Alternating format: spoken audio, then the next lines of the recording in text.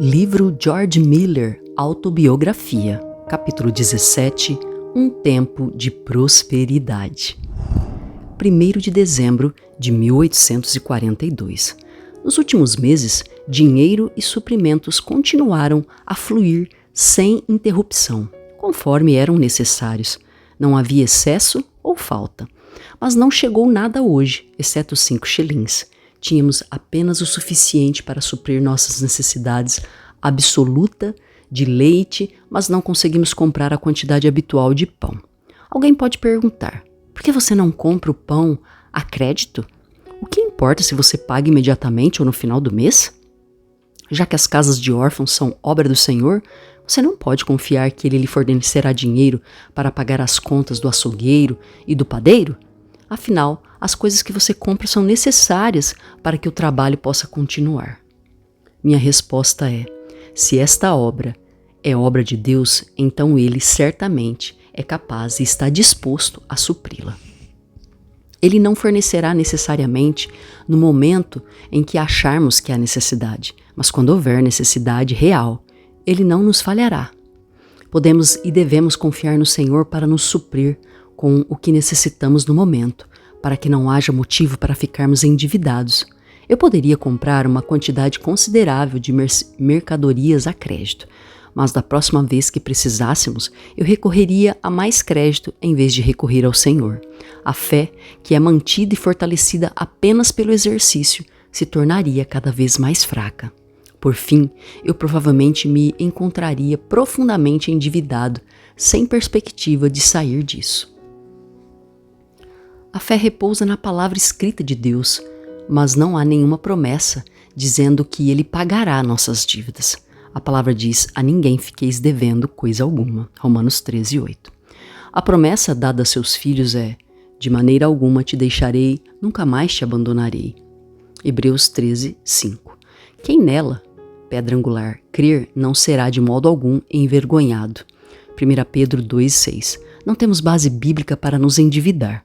Nosso objetivo é mostrar ao mundo e à igreja que mesmo nestes últimos dias maus, Deus está pronto para ajudar, confortar e responder às orações daqueles que confiam nele. Não precisamos ir a nossos semelhantes ou aos caminhos do mundo. Deus é capaz e está disposto a nos suprir com tudo o que precisamos em seu serviço.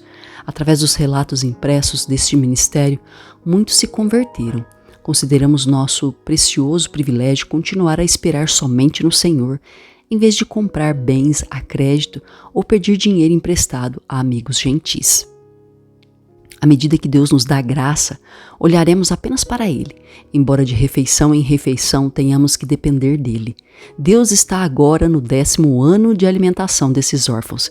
Ele nunca permitiu que passassem fome. Ele cuidará deles no futuro também. Estou profundamente consciente da minha própria impotência e dependência do Senhor. Pela graça de Deus, minha alma está em paz, embora dia após dia tenhamos que esperar no Senhor o nosso pão de cada dia. 16 de dezembro. Nada entrou. Às 6 horas desta tarde, nossa necessidade era muito grande nas casas de órfãos e nas escolas diurnas.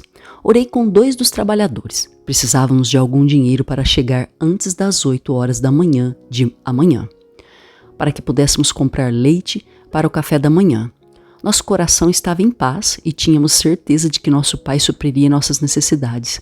Mas mal nos levantamos de joelhos e recebi uma carta contendo um soberano para os órfãos. Cerca de 5 minutos depois, um irmão prometeu me dar 50 libras na próxima semana. Um quarto de hora depois disso, um irmão me deu um soberano que uma irmã no Senhor havia deixado para os órfãos. Quão doce e precioso é ver a disposição do Senhor em responder às orações de seus filhos necessitados. 11 de fevereiro de 1843. Tínhamos 1 libra e 14 shillings disponíveis para cobrir as despesas deste dia. Mas como isso não foi suficiente, eu pedi ajuda ao Senhor, e o correio desta manhã trouxe 2 libras de Stafford. Agora temos o suficiente para este dia. O tempo de Deus é sempre perfeito, porque esse dinheiro não veio alguns dias mais cedo ou mais tarde, porque o Senhor queria nos ajudar com isso, e Ele influenciou o doador naquele momento, não mais cedo ou mais tarde, a enviá-lo. Certamente todos que conhecem o Senhor devem ver a sua mão nesta obra. Não quero dizer que seria agir contra os preceitos do Senhor, buscar ajuda em sua obra por meio de pedidos pessoais e individuais aos crentes, mas eu opero o ministério desta forma para o benefício da igreja em geral. Eu suporto alegremente as provações e as preciosas alegrias desta vida de fé, se pelo menos alguns de meus irmãos, na fé, puderem ver que um filho de Deus tem poder com ele por meio da oração e da fé. Que o Senhor use para um serviço tão glorioso alguém tão fiel e indigno como eu. Só pode ser atribuído às riquezas de sua graça. Ele usa os instrumentos mais improváveis para que a honra seja somente dele. 8 de março. Em 25 de outubro de 1842, tive uma longa conversa com uma irmã no Senhor que parecia estar passando por uma grande necessidade financeira. Eu disse a ela que minha casa e meu dinheiro eram dela. E tinha todos os motivos para acreditar que ela não tinha nem 2 quilos de comida. Ela me garantiu que possuía 500 libras e que nunca parecia certo dar esse dinheiro. Ela acreditava que Deus colocou essa quantia em suas mãos, sem que ela procurasse, e ela pensou que era uma provisão que o Senhor havia feito para ela. Eu não respondi a isso. Ela me pediu para orar por ela sobre como ela deveria usar esse dinheiro. Depois que ela partiu, pediu ao Senhor que a fizesse perceber as verdadeiras riquezas e herança no Senhor Jesus e a realidade de seu chamado celestial. Eu pedi que ela colocasse alegremente essas 500 libras aos seus pés. Orei sobre o assunto diariamente por 22 dias sem mencionar isso a mais ninguém. Seria muito melhor que ela guardasse esse dinheiro do que entregasse e depois se arrependesse do passo que deu, e assim desonrasse o nome do Senhor. Um dia, ela estava esperando para me ver quando cheguei em casa. Ela me disse que havia buscado a vontade do Senhor a respeito das 500 libras. Ela examinou as Escrituras, orou sobre isso e agora estava certa de que era a sua vontade que ela entregasse esse dinheiro.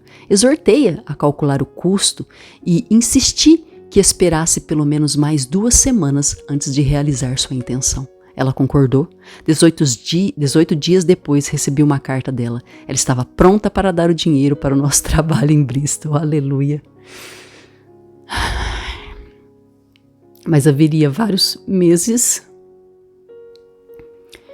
de atraso antes que ele estivesse disponível para mim. Naturalmente, eu poderia ter ficado muito desapontado porque já tinha muitas maneiras de usar o dinheiro.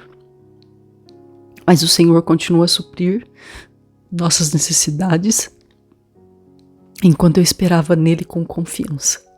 Dia após dia passou e o dinheiro não veio. Finalmente, no 134º dia, desde que eu havia buscado diariamente ao Senhor sobre este assunto, recebi uma carta da irmã. Ela me informou que 500 libras haviam sido depositadas nas mãos de meus banqueiros. Ela escreveu em sua carta: "Sou grata por dizer que nunca, por um momento, tive o menor sentimento de arrependimento. Mas é totalmente da abundante graça do Senhor. Eu falo isso para o seu louvor." Várias semanas depois, quando visitei a casa de órfãos, uma das irmãs mencionou que uma jovem que morava com o pai na Wilson Street queria se mudar para uma casa menor. Ela achou que eu poderia estar interessada em alugar a casa deles para os órfãos. A irmã respondeu que eu tinha certeza de que eu não pensava em abrir outra casa de órfãos. Quanto mais eu ponderava sobre o assunto, mais me parecia que esta era a mão de Deus me movendo adiante deste serviço. A seguinte combinação notável de circunstâncias me impressionou em particular. Mais pedidos do que podemos atender foram feitos para a admissão de órfãos. Especialmente durante os últimos meses, as casas estão cheias tanto quanto relacionada à saúde das crianças e relacionada à quantidade de trabalhadores. Se eu alugasse outra casa para os órfãos, seria mais desejável e conveniente estar na mesma rua onde estão as outras 3. Mas desde que a terceira casa dos órfãos foi aberta, nenhuma das casas maiores da rua está disponível. 15 das crianças da casa de órfãos infantis deveriam ser transferidas para a casa das meninas mais velhas. Mas não há espaço.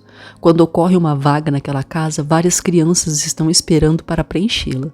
Minha intenção original era transferir as crianças maiores de 7 anos para casas de meninos e meninas mais velhos. Outra casa de órfãos resolveria o problema. Conheço 2 irmãs que seriam obreiras adequadas para esta 4ª casa de órfãos e elas desejam fazer parte do trabalho. Restam 300 libras das 500 libras que recebi recentemente. Este dinheiro pode ser usado para mobiliar uma nova casa de órfãos. Nunca tive tanto dinheiro em mãos em nenhum momento durante os últimos 5 anos. Uma coisa notável em conexão com as outras 4 circunstâncias. Uma 4ª casa de órfãos aumentaria nossas despesas em várias centenas de libras por ano. Temos experimentado provas de fé quase contínuas por 5 anos. Esta nova casa de órfãos provaria que não me arrependi deste serviço e que não estou cansado de depender do Senhor dia a dia. A fé de outros filhos de Deus pode ser fortalecida e encorajada. Mas por mais conclusivos que fossem esses pontos, eles não me convenceram de que eu deveria seguir em frente neste serviço se a direção do Espírito não os acompanhasse. Por isso orei dia após dia, sem dizer nada a qualquer outra pessoa. Eu orei 22 dias sem sequer mencionar tal assunto à minha querida esposa. Finalmente, cheguei à conclusão de que Deus queria que eu estabelecesse outra casa de órfãos. Nesse mesmo dia, recebi 50 libras. Que confirmação impressionante de que o Senhor ajudará, embora as necessidades aumentem. Por fim, fui perguntar se a mulher ainda queria se mudar para outra casa. Mas aqui encontrei um obstáculo aparente. Como eu não havia manifestado nenhum interesse pela casa, ela e o pai mudaram de planos e decidiram ficar. Mas eles me pediram para voltar em uma semana e me dariam uma resposta. Eu não estava nem um pouco chateado com esse obstáculo. Senhor, se você não precisa de outra casa de órfãos, eu não buscarei. Foi minha oração. Eu estava disposto a fazer a vontade de Deus e deleitar-me nele. Eu sabia que não estava buscando minha própria honra, mas a do Senhor. Eu não estava servindo a mim mesmo, mas a Ele através de meus momentos de oração e espera no Senhor. Cheguei à conclusão de que era sua vontade que eu prosseguisse nesse caminho. Por essas razões, eu tinha certeza de que ficaria com a casa. Enfrentei o obstáculo em completa paz, uma prova clara de que estava sendo guiado pelo Espírito Santo. Se eu tivesse procurado ampliar o trabalho por meus próprios esforços, teria ficado chateado e abatido. Depois de uma semana, liguei novamente para a mulher. Naquele mesmo dia, seu pai saiu e encontrou uma casa adequada para eles. Ele estava disposto a me deixar ficar com a casa de Wilson Street. Fui aceito como inquilino e todas as dificuldades foram removidas. Depois, em 1º de julho, começamos a arrumar a casa. E em julho, os órfãos foram recebidos. Quando um crente está fazendo um trabalho que Deus o chamou para fazer, ele pode estar confiante no sucesso apesar dos obstáculos. A primeira coisa que ele deve se perguntar é: estou em um chamado no qual posso permanecer com Deus? Se você não pode pedir a bênção de Deus sobre sua ocupação, ou se você se envergonharia de ser encontrado nela quando o Senhor Jesus retornar, ou se atrapalha seu progresso espiritual, então você deve desistir e se envolver em outra coisa. Mas isso só é necessário em alguns casos. A maioria das ocupações não é de tal natureza que um crente precisa abandoná-las para manter uma boa consciência diante de Deus, embora algumas alterações possam ser feitas da maneira de conduzir os negócios. O Senhor nos orientará nisso se esperarmos nele e esperarmos ouvir sua voz. O próximo ponto a ser resolvido é o seguinte: por que mantenho este negócio ou por que estou envolvido neste comércio ou profissão? Na maioria dos casos, a resposta seria: estou engajado em meu chamado terreno para poder sustentar a mim e minha família. Aqui está o principal erro que causa quase todos os outros erros dos filhos de Deus em relação a seu chamado. Estar envolvido em um negócio meramente para obter as necessidades da vida para nós mesmos e nossa família não é bíblico. Devemos trabalhar porque é a vontade do Senhor a nosso respeito. Trabalhe fazendo com as próprias mãos o que é bom, para que tenha com que acudir ao necessitado. O Senhor geralmente supre nossas necessidades por meio de nossos trabalhos, mas não é por isso que devemos trabalhar. Se suprir as necessidades da vida dependesse de nossa capacidade de trabalhar, nunca poderíamos estar livres das ansiedades. Sempre teríamos que dizer a nós mesmos: o que farei quando estiver velho demais para trabalhar, ou se estiver doente? Mas se estivermos engajados em nosso chamado terreno, porque é a vontade do Senhor para nós, Ele com certeza proverá para nós, porque trabalhamos em obediência a Ele. Por que eu sigo esse negócio? Por que eu estou envolvido nesse comércio ou profissão? Essas questões devem primeiro ser resolvidas no temor de Deus e de acordo com a sua vontade revelada. Em seguida, responderemos honestamente: continuo o meu negócio como servo de Jesus Cristo. Ele me ordenou a trabalhar e, portanto, eu trabalho. Se um crente escolhe se tornar um missionário ou um professor, um carpinteiro ou um homem de negócios, ele será abençoado e encontrará satisfação em sua carreira, desde que trabalhe em alegre obediência ao Senhor.